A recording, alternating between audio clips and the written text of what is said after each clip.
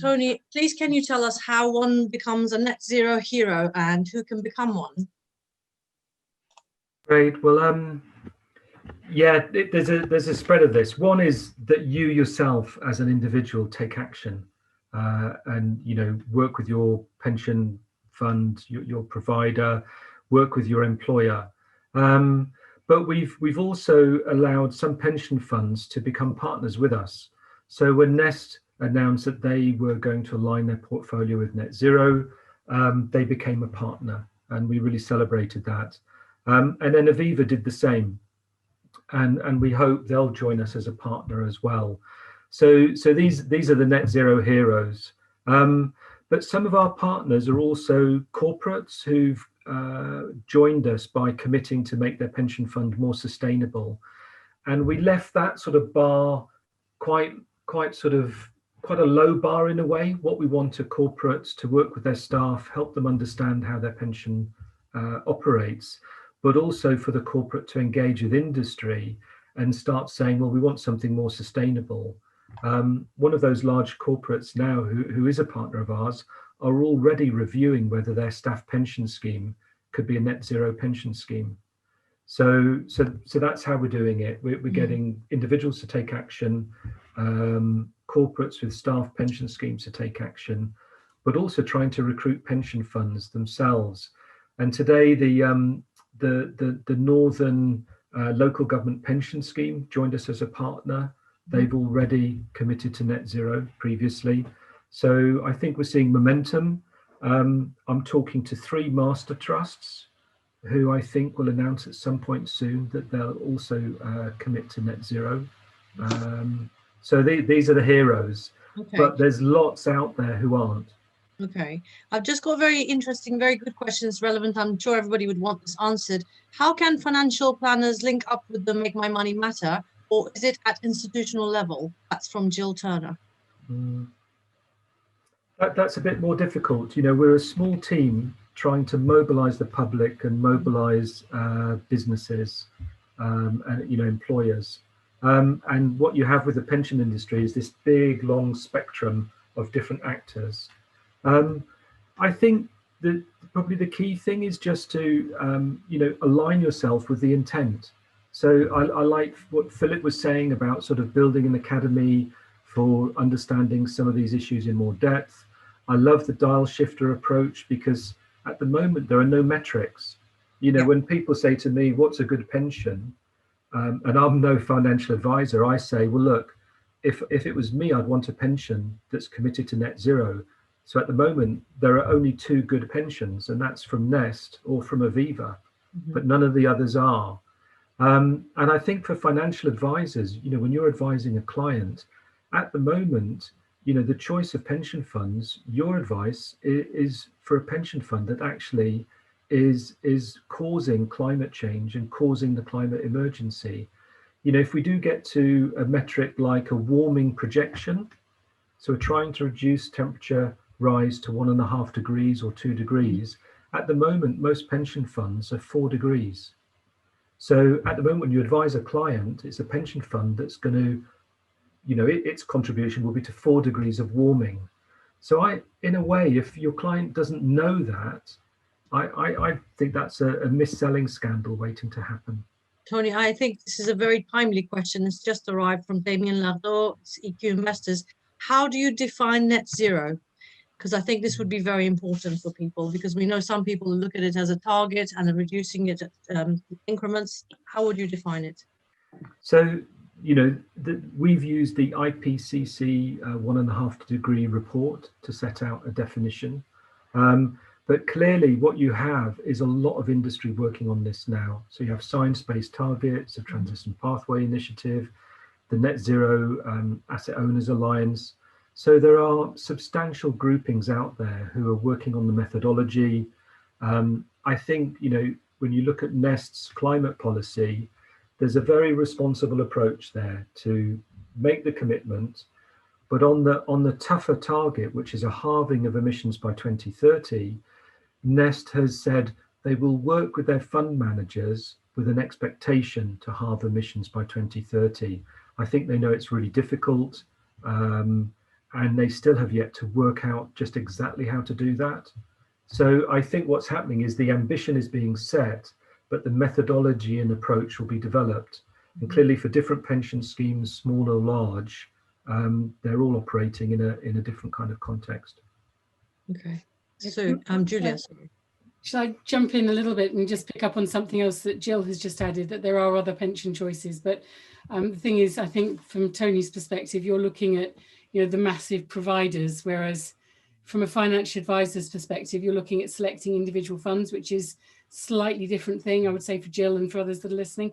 So I gave the example earlier, right at the start. Tony, I'm sure you're doing other stuff, but if you click through and you're selecting fund managers, an example I gave was excludes all coal, oil and gas majors, votes all their shares at AGMs, and a couple of other things I built. Oh, no tobacco, just obvious things that people always want.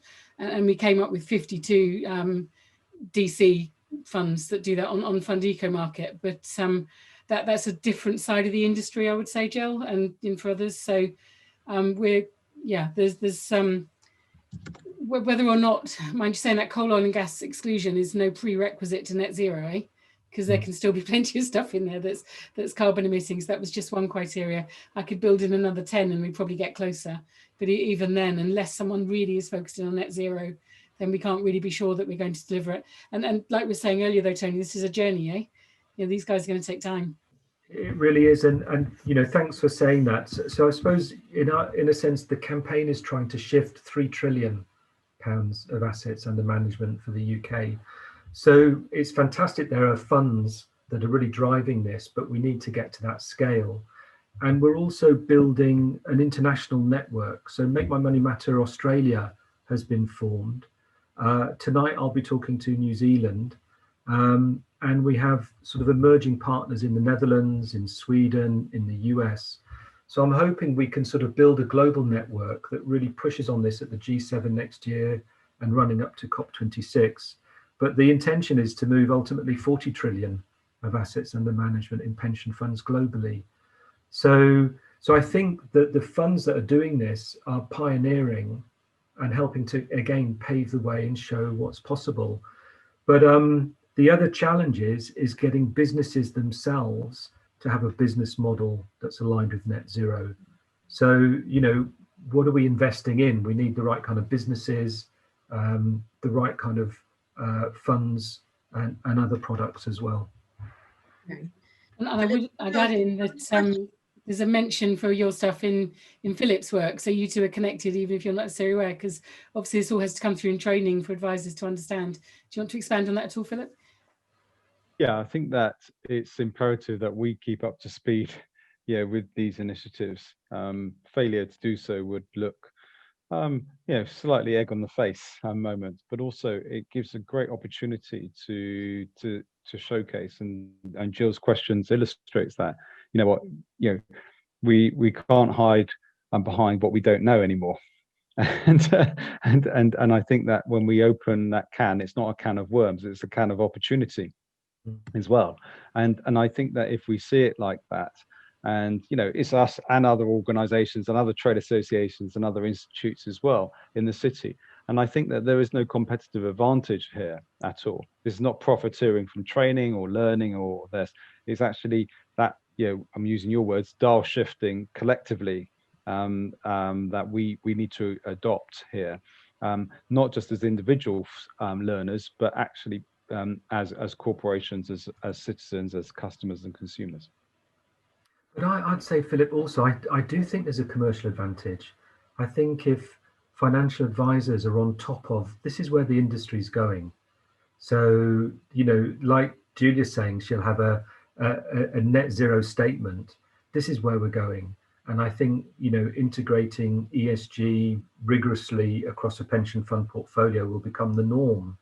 So those people who are ahead of the game and are on top of this and knowledgeable, they're going to serve their clients better, and they'll earn more business.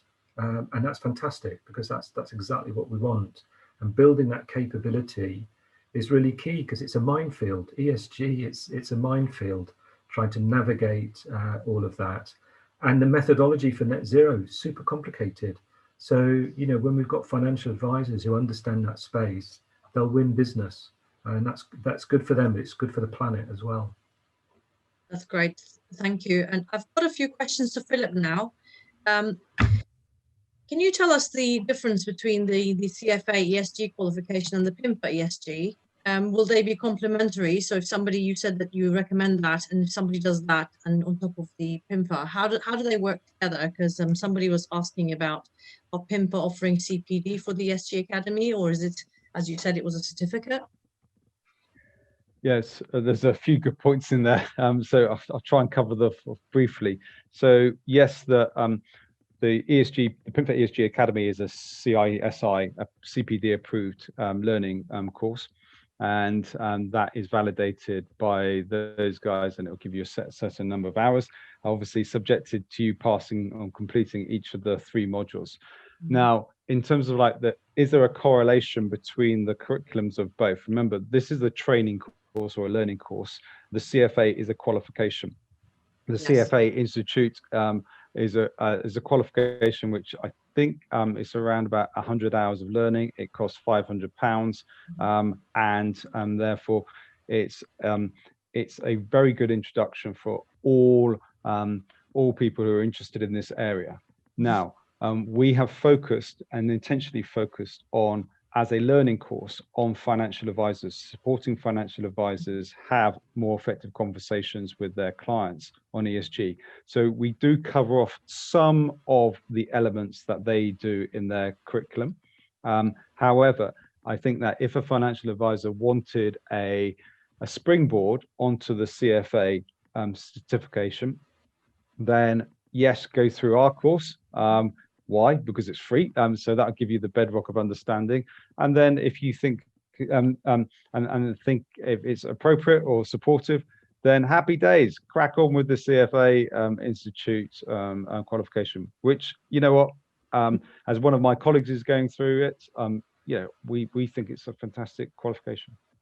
Yeah. So, I mean, I'll jump in there and also say I was really cautious, just maybe being ultra cautious.